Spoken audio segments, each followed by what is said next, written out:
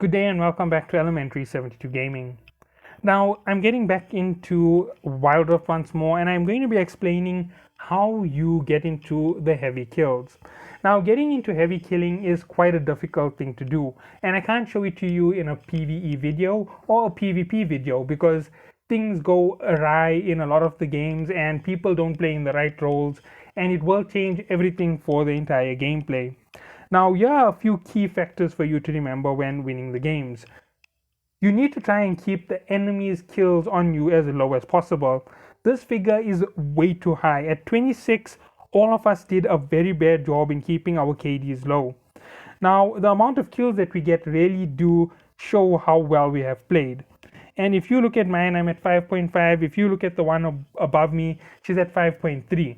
Now, 5.5 is a good KD, but you need to be bigger. You need to be stronger in this game. You can't just count on a 5.5 because you have teammates who are still learning the game. So you need to make sure that you cover up for their weaknesses. So here are the things that you need to know. You need to know when to commit to a fight. You need to know when to ambush a player. And you need to know where to be on the map. Now, those are three things that make a very big impact. Number one, if you are playing something like a jungler, you need to make sure that you get your jungle cleaned as fast as possible. If you clean your jungle in the right order, you'll be able to jump up into combat with the front line of your team.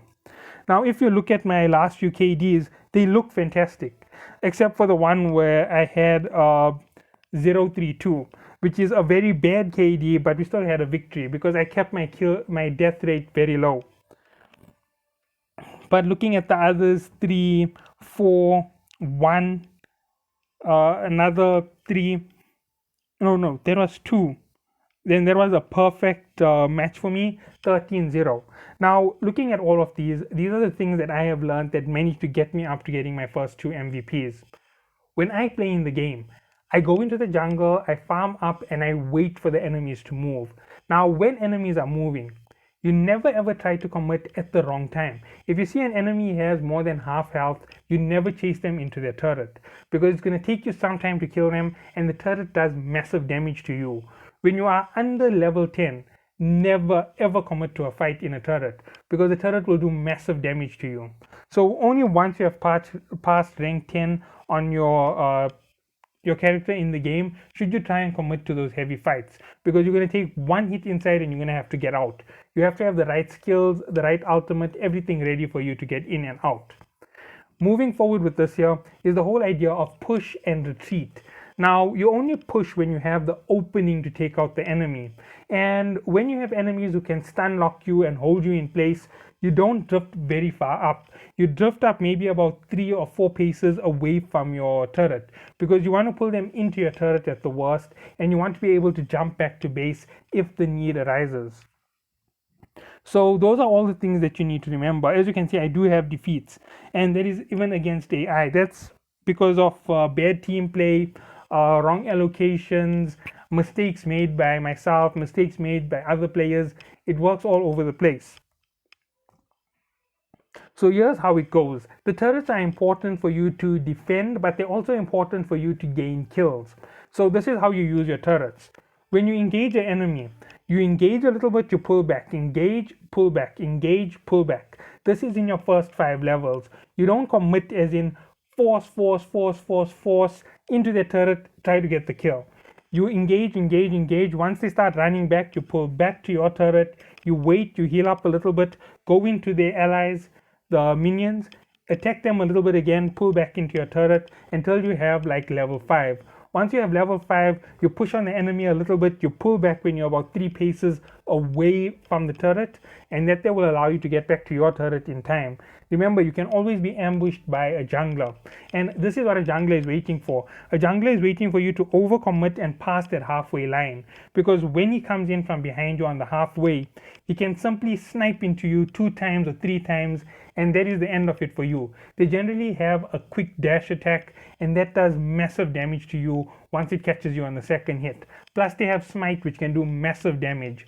So make sure before level 5 you hold off your territory. Make sure that you know where you're going and how you're playing.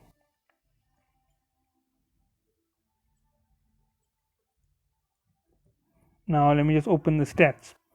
My KD is generally 2.0, so that means I am in a better position than a lot of player. Team fight participation is 15%. That is absolutely poor. I should be at somewhere near 40% for team fight participation. But the fact that I play with the jungler means that it is my role to jump in from the back of those fights and take them out. It is my role to gank. Sorry. Gold per minute 724. It's not really the best. I should be at about 1,000 a minute, so that within 10 minutes I can actually do a lot more damage in those games. Champion damage dealt 10,000. Fantastic, I'm in the right spot. Damage taken 10,000. I'm a little bit high. Which one is higher, damage taken or damage dealt? Damage taken. That is very poor from me. I need to make sure that I don't give away so much of ground. Turret damage per match. Okay, that's a fair stat. I've got 2 MVPs, I've got 0 S ratings, 0 pentakills, 4 legendaries, 12 first bloods, 6 triple kills. Now, considering that I am a newbie to this game, which is exactly where I am, 150 games is not even close to making you all-star, and I'm not even at 150, I'm at 147. As you can see, I'm not even at 50 hours, so I'm nowhere near a noob as well in terms of hours played. 39. I need to be at 50 hours to be considered as an amateur. That's a noob. I need to be up to 100 to be considered a mid-range amateur. And once I am past 500, I will be entering into pro. And once I have reached 1,000, I should be at my mastery level of the game, and that will be how good I can be at this game.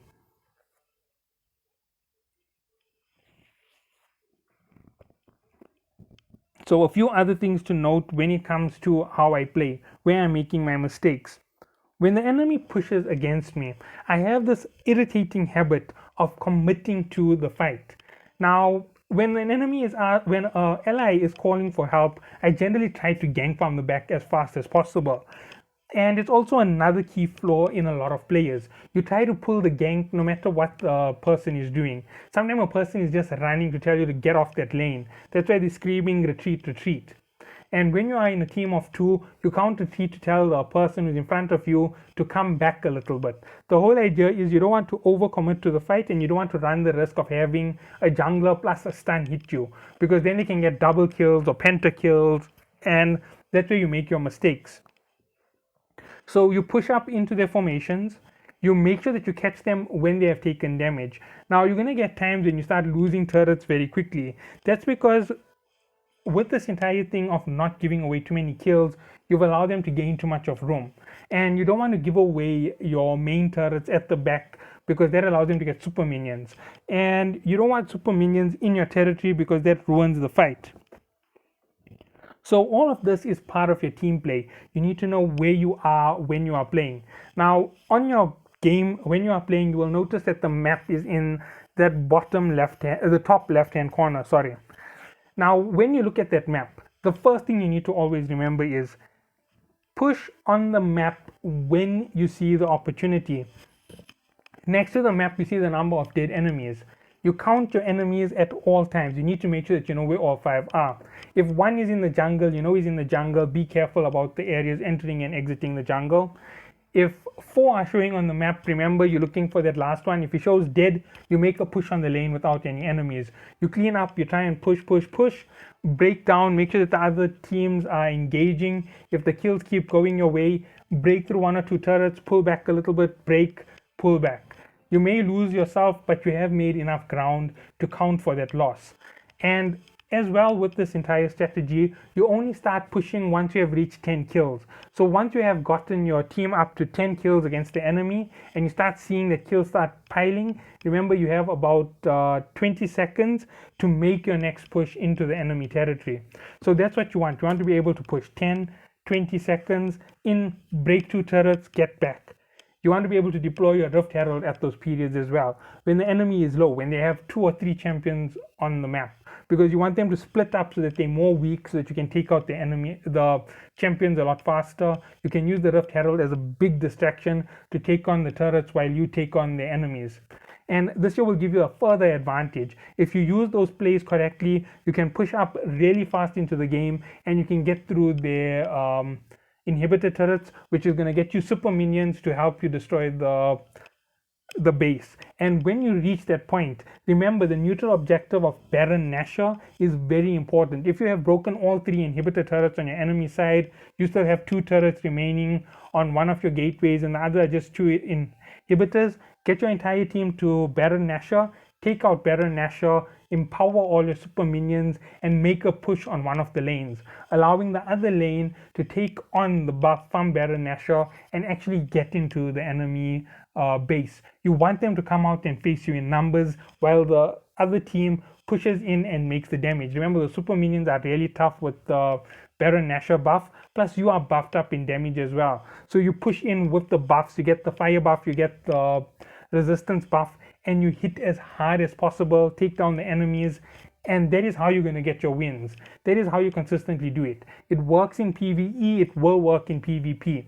Because if you master your PvE gameplay, you just have to apply a little bit more knowledge on how the players work in real life. You think about how you would move, you look at where the enemy is, and that is how you get your PvE kills. And that is how you make yourself climb the ranks when it's time to get ranked. You want to be sitting at what was the highest in this? Diamond tier. You can get all the way to emerald. You want to go bronze, silver, gold. It's not platinum, it's emerald in this game. So you're going to emerald, you want to climb emerald as fast as possible and get to diamond. You want to be a diamond level player, and the only way to do it is to join the league when it starts. So you join the league on the first day, you play extremely well, you pull up your ratings, you get yourself that 10 wins in a row, get yourself MVP in every game if possible. Don't try and be too greedy for kills. If you're not going to get the kills, it doesn't matter. You just need to make sure that you're supporting your team in the right role. Try to keep your deaths really low and your assists high if possible. Make sure that your KD is always positive, and that is going to get you all the way to the winning position where everybody is going to note you as a very good player. So that's my message on how to get into this game to the point where you can actually make a good position. I don't know if it will hold up against the future of the game. As I said, I am a noob. So I hope that you all do enjoy the video. Thank you all for watching.